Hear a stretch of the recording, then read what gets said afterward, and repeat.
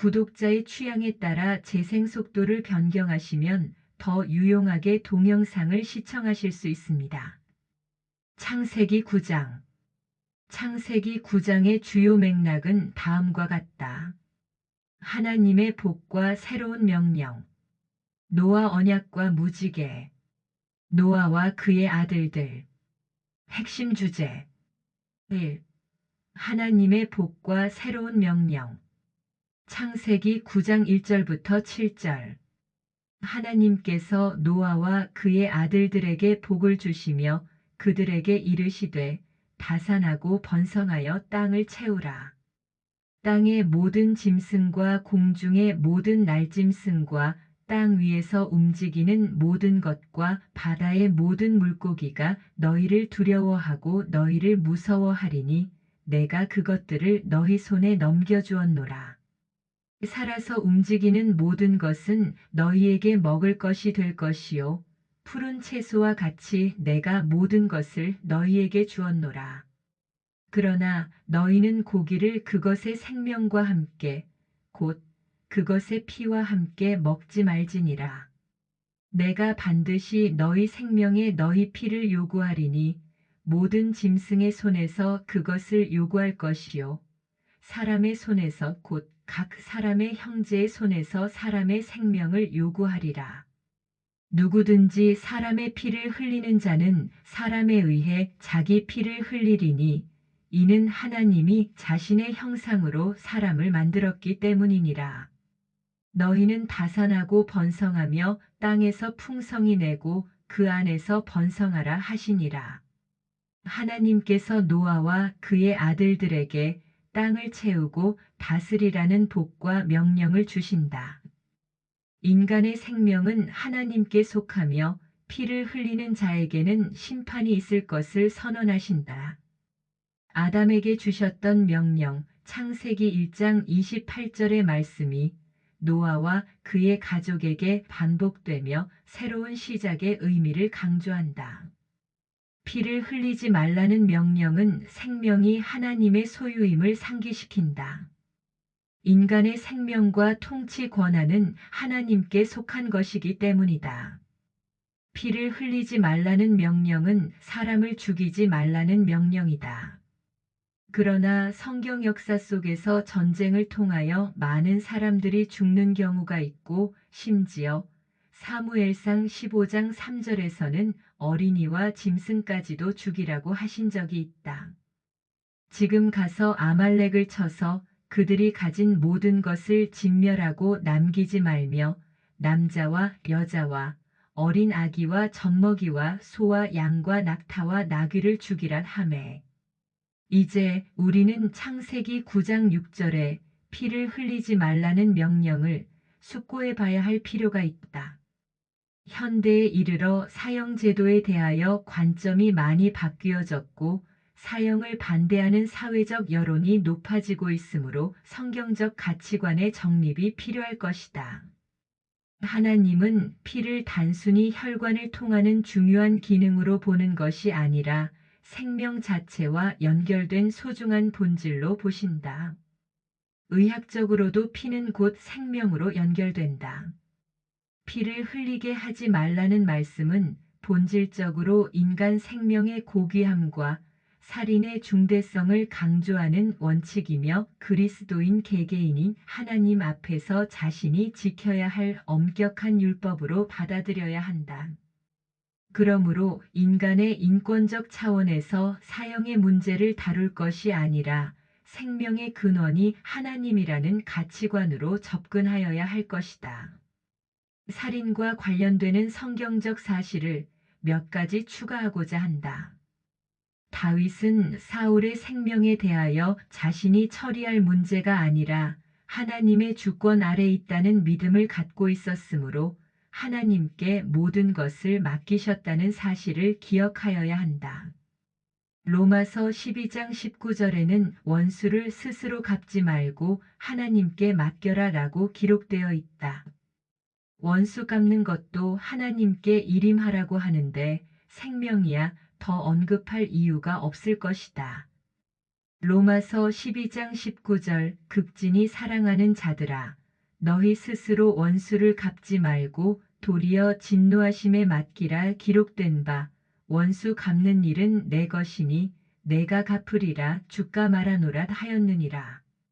그러나 사무엘상 15장 3절에는 아말렉을 완전히 멸하되 성인 남자뿐만 아니라 여자 젖먹이를 포함한 어린 아이 짐승까지도 멸망시키라고 명령하셨다. 이것은 당시의 역사적 배경에서 아말렉의 존재감, 아말렉의 도덕적 타락 및 악행이 이스라엘에 끼칠 악영향을 고려한 악의 세력을 완전하게 근절하기 위한 것이다. 또한 이런 악으로부터 철저한 차단을 통하여 언약의 백성의 거룩한 정체성을 유지시키기 위한 결정적인 조치로 보아야 할 것이다. 사무엘상 15장 3절 지금 가서 아말렉을 쳐서 그들이 가진 모든 것을 진멸하고 남기지 말며 남자와 여자와 어린 아기와 젖먹이와 소와 양과 낙타와 나귀를 죽이란 하매. 시편 139장 13절부터 16절은 생명의 신성함과 소중함에 대한 하나님의 관심을 보여준다. 주께서 내 콩팥을 소유하시며 내 모태에서 나를 덮으셨나이다. 내가 주를 찬양하리니 내가 두렵고도 놀랍게 만들어졌나이다. 주께서 행하시는 일들이 놀라우니 내 혼이 그것을 매우 잘 아나이다. 내가 은밀한 중에 만들어지고 땅의 가장 낮은 부분에서 묘하게 꾸며졌을 때에 나의 실체가 주께 숨겨지지 아니하였나이다. 주의 눈이 나의 실체가 아직 불완전할 때에도 그것을 보셨으며 계속해서 형성되는 나의 모든 지체들이 주의 책에 기록되되 그 지체들 중에 아직 하나도 존재하지 않았을 때에 기록되었나이다. 노아 언약과 무지개 창세기 9장 8절부터 17절 하나님께서 노아와 그와 함께한 그의 아들들에게 말씀하여 이르시되 보라 내가 내 언약을 세우되 너희와 너희 뒤를 이을 너희 씨와 너희와 함께하는 살아있는 모든 창조물 즉 너희와 함께하는 날짐승과 가축과 땅의 모든 짐승과 더불어 세우리니 곧 방주에서 나가는 모든 것에서부터 땅의 모든 짐승에 이르기까지니라. 내가 너희와 더불어 내 언약을 세우리니 다시는 내가 모든 육체를 홍수의 물들로 멸하지 아니할 것이요 또 땅을 멸할 홍수가 다시는 있지 아니하리라. 하나님께서 이르시되 내가 나와 너희와 또 너희와 함께하는 살아있는 모든 창조물 사이에 대대로 영구히 맺는 언약의 증표가 이것이니라. 내가 내 무지개를 구름 속에 두노니 그것이 나와 땅 사이에 맺은 언약의 증표가 되리라. 내가 구름을 가져다가 땅을 덮을 때에 무지개가 구름 속에서 보이면 내가 나와 너희와 또 모든 육체에 살아있는 모든 창조물 사이에 맺은 내 언약을 기억하리니 다시는 물들이 모든 육체를 멸하는 홍수가 되지 아니하리라. 무지개가 구름 사이에 있으리니 내가 그것을 보고 하나님과 땅 위에 있는 모든 육체에 살아있는 모든 창조물 사이에 맺은 영존하는 언약을 기억하리라. 하나님께서 노아에게 이르시되 이것이 내가 나와 땅 위에 있는 모든 육체 사이에 세운 언약의 증표라 하셨더라.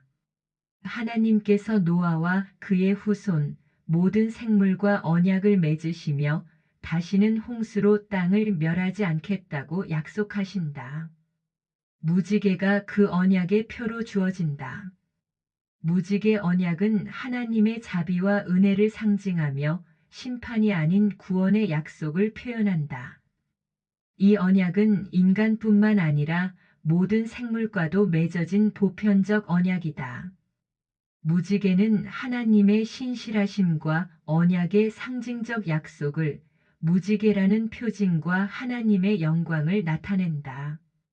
이사야 54장 9절부터 10절에서는 하나님께서 홍수의 언약을 기억하시고 영원히 지킬 것임을 약속하신다. 이것이 내게는 노아의 물들과 같으니라. 내가 다시는 노아의 물들이 땅을 덮지 못하게 할 것을 맹세한 것 같이 내게 노하지 아니하며 너를 꾸짖지도 아니하기로 맹세하였나니 산들이 떠나가고 작은 산들이 움직일지라도 내 친절이 너를 떠나지 아니하며 내 화평의 언약도 움직이지 아니하리라 너를 긍휼히 여기는 주가 말하노라. 그런데 노아의 무지개를 언급하면 항상 따라다니는 질문이 있다. 무지개는 노아 이전에도 존재했는가? 아니면 노아와의 약속과 함께 비로소 생겼는가 하는 문제이다. 무지개는 과학의 원리와 직결되므로 대답이 간단하지는 않다. 이것은 창조 과학의 측면에서 다루어져야 할 문제이지만 간략하게 두 가지만 언급하려고 한다. 첫째, 홍수 전에는 하늘 위에 궁창이라고 하는 엄청난 양의 물벽이 있었으므로 햇빛이 통과하여 무지개가 만들어질 수 있는 여건이 되지 않았다.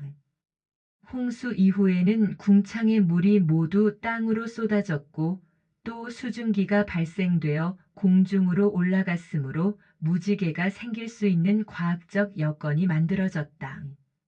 그러므로 노아의 홍수 이후부터 무지개가 존재하게 되었을 것이라고 한다.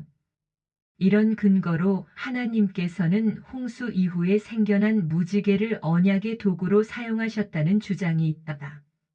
둘째, 무지개를 만들어내는 광학적 현상이 창조 초기부터 존재했지만 하나님께서 노아의 홍수 이후에 언약의 상징적 의미로 사용하셨다는 주장도 있다. 3. 노아와 그의 아들들. 창세기 9장 18절부터 29절.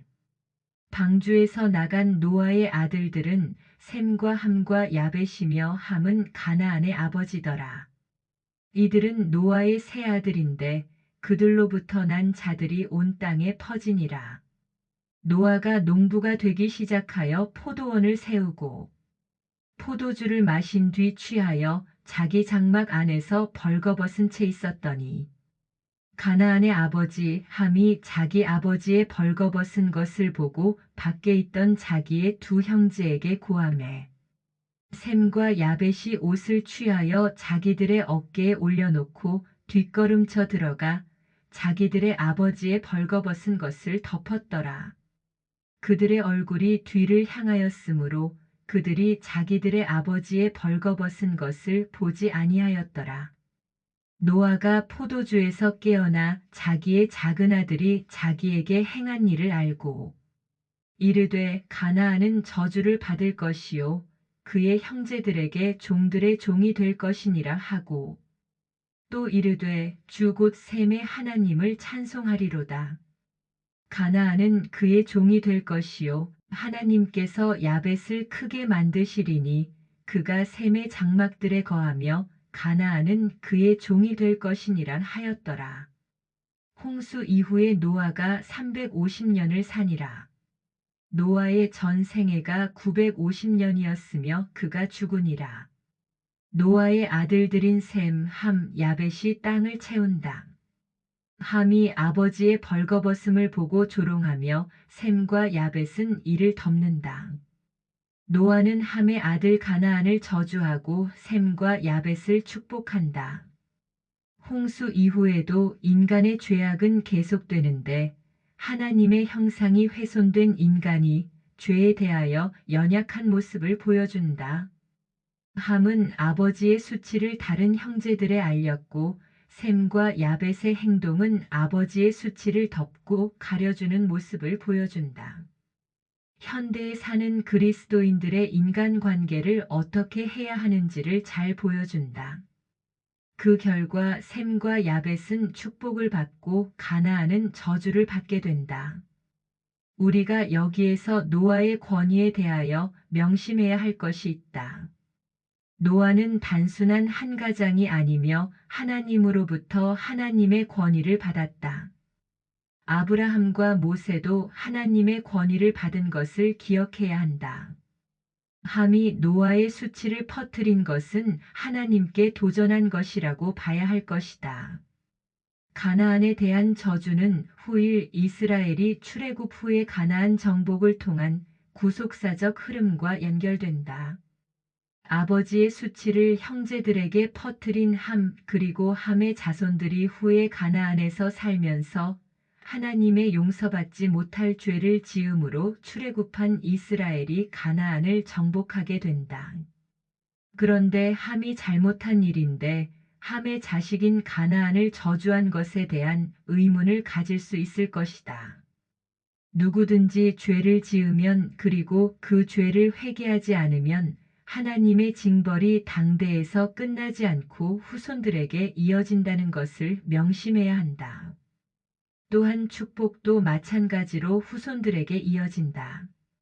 10계명의 둘째 계명을 보면 나를 미워하는 자의 죄를 갚되 아비로부터 아들에게로 3, 4대까지 이르게 하거니와 나를 사랑하고 내 계명을 지키는 자에게는 1000대까지 은혜를 베푸느니라 라고 기록되어 있음을 명심해야 한다.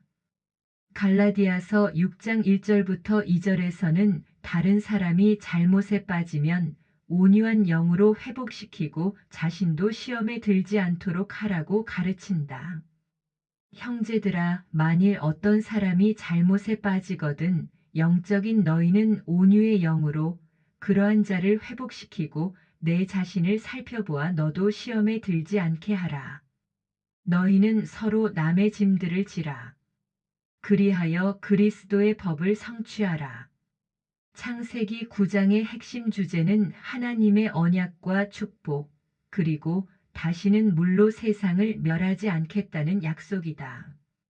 핵심 성경 구절은 창세기 9장 13절이다. 내가 내 무지개를 구름 속에 두었나니 그것이 나와 땅 사이의 언약의 표가 되리라. 창세기 9장의 키워드는 무지개 언약, 함의 죄, 가나안 저주, 셈과 야벳, 포도주 등이다. 아멘. 주 예수여 속히 오시옵소서.